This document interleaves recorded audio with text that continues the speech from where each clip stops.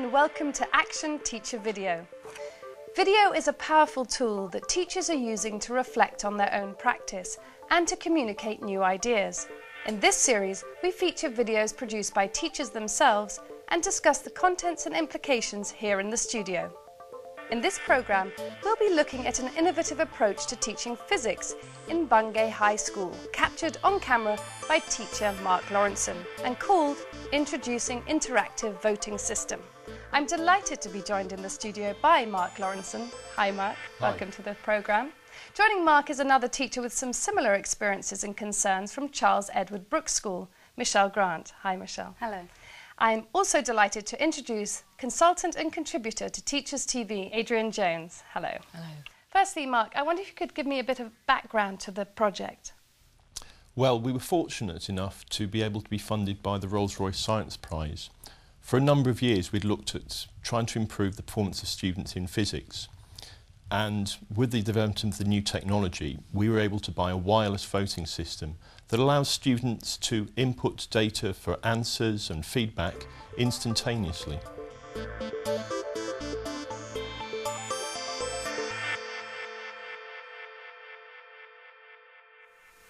Whilst we're very lucky in teaching a subject such as science, which lends itself to a range of multiple intelligence activities, one of the main issues that faces us is assessment. Still, the vast majority of how we assess students' achievement is based on paper activities.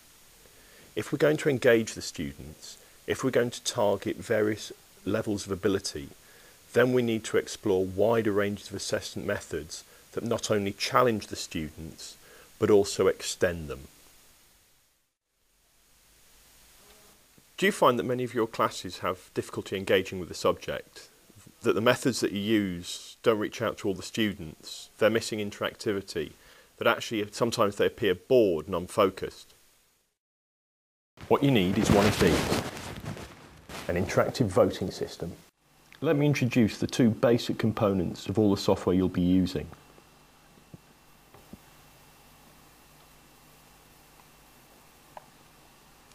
The system that we have here allows us to generate the questions. What we've been able to do is to map on exam-style questions with a multiple choice answer. We're able to put on a time limit, and secondly, we can actually give it a point score that relates to the difficulty of the question.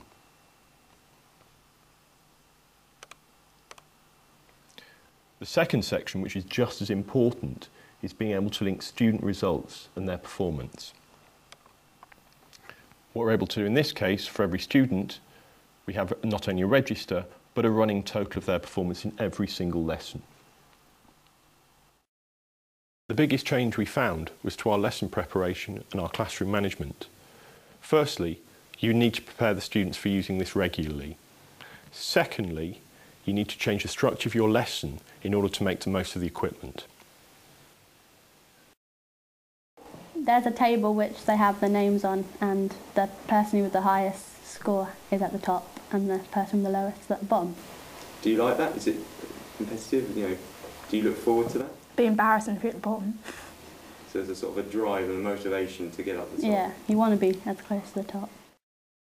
To make sure the students become really comfortable with using the equipment, we used it every lesson. That way students not only were able to turn the equipment on and access the software quickly, but also that they were able to fault find, and if there were issues such as battery loss, then we could replace handsets quickly. What does H2O stand for? Yeah. And then there's like a list of 4 answers, A, B, C and D, and then you type in whichever one you think's right. In order to maximise effectiveness and time, we introduced this from the start of the lesson. Base the starter around it. This means when students are in, getting ready, they're logging on. They're getting the system set up, they're fault finding, and in those first few minutes, actually, they're making sure the system's ready to work the entire lesson. One spin-off, actually, that we found was in order to make sure each handset was available to all students, we used a PIN number. Great tip. Use their exam number as their personal entry code. It's different because you're not answering it out loud, and it doesn't matter if you get it wrong. When everyone's logged on, then use it for a starter activity. 5 questions will do it, either recapping previous work or using it as an opinion-based system to give students impressions of the topic you're just about to cover. We find it like funner and easier because there's like less writing involved, and it's like more learning because you're having fun.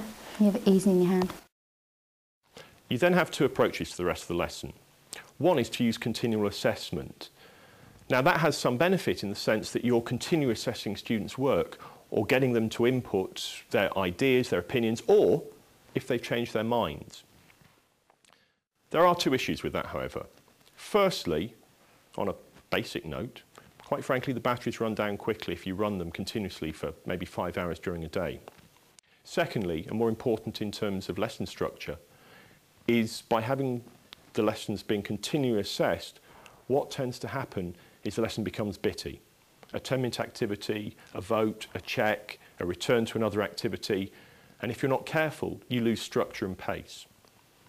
Our preferred system was not only to use the voting system as a starter, but actually as a plenary, where you see students start the lesson, where they're coming from, teach the lesson, focus on the learning objectives, and then recap at the end.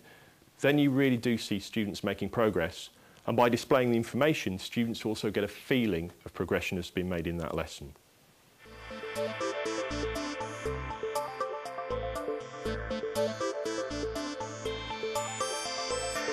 A wonderful innovation there. I wish I'd had it when I was at school. But how did you introduce it into your classes? We decided really that we had to put it in as quickly as possible. Make sure that it was introduced as many classes, that we trialled it, we found the pitfalls, not be afraid of failure, and actually it was very important that all the classes got to see the equipment, so it made everyone feel as though they had an input, and it allowed staff a lot of practice in having some success, having some failures, but more importantly actually learning how to use the system as effectively as possible. Mark, you've been experimenting with this system for a while now. What have been the outcomes so far? The initial outcome that we measured was one that we had expected. Although it was a gut reaction, we have seen great improvement in performance for less able and middle ability students. And does this really increase motivation in students? Definitely. And it seems to affect different groups in different ways. There are those students, particularly boys, who are very kinesthetic learners. The ability to have a handset, to put in the information regularly, to have something they can work with, that gets them to really focus. Also, particularly with boys again, their competitive nature comes out. However, I wouldn't say it's just a boy-friendly system. One of the big advantages that we found is many students who are more worried about putting their hand up and maybe getting a question wrong, it's given them a voice of their own. So rather than contributing maybe once in a lesson, they're effectively putting their hands up 24, 30 times a lesson. And that really has helped students who perhaps sometimes wouldn't be taking part in the lesson. There's a table which they have the names on, and the person with the highest score is at the top and the person with the lowest is at the bottom. Do you like that? Is it competitive? You know, do you look forward to that? Be embarrassing if you're at the bottom. So there's a sort of a drive and a motivation to get up the top. Yeah, you want to be as close to the top. Well, Adrienne, the girls certainly seem keen on setting targets. What do you think? The motivation you were talking about certainly seemed to emerge there. But there's a concern, from me anyway, about multiple choice questions. Are they not limiting? They can be at times. I think one of the things that we've developed as we've been working through the project is actually our questioning techniques, even using something as simple as multiple choice, has really come on.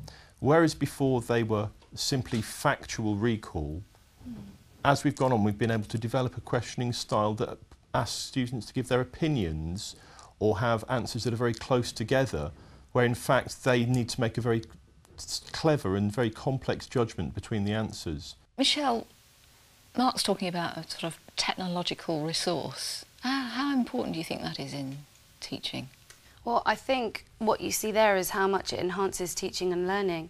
And it's something that I've been interested in my school with. We're doing an energy project and the students are getting used to handling the technology. They're wearing accelerometers.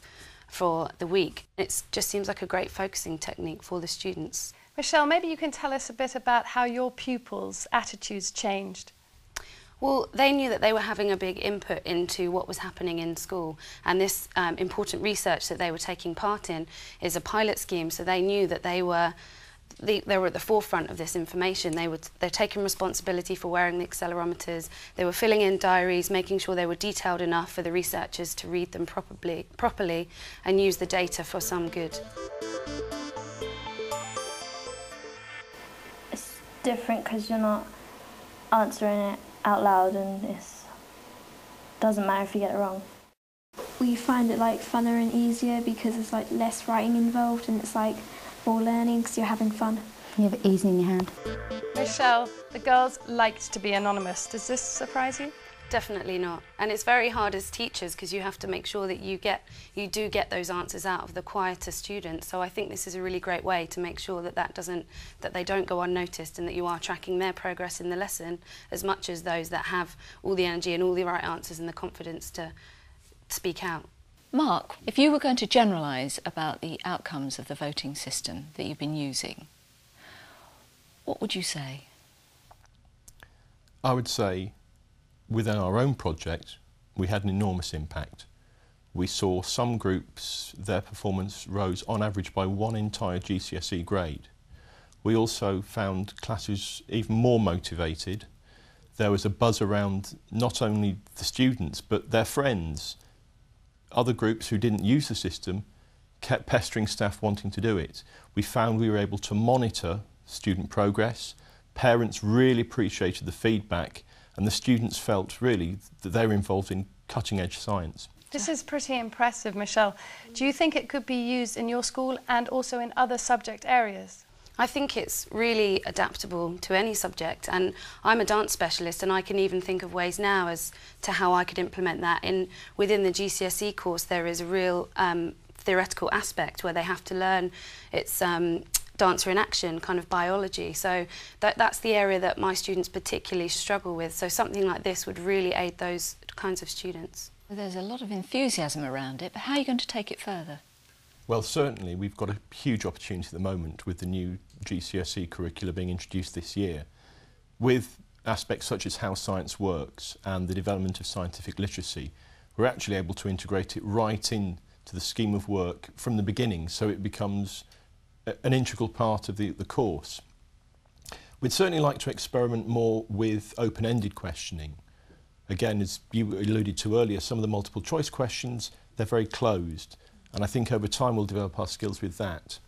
And certainly what we're now aiming to do is work with the biology and chemistry departments and departments right around the school. But I think the future's looking very rosy indeed. I think the future is terribly exciting, but unfortunately we have to end it there. You can of course find out more from our website at teachers.tv. It only remains for me to say thank you to our teacher producer Mark Lawrenson and guest Michelle Grant, and thanks to Adrian Jones. Please join us again on Action Teacher Video, and in the meantime from me, Xanthi Steen, goodbye.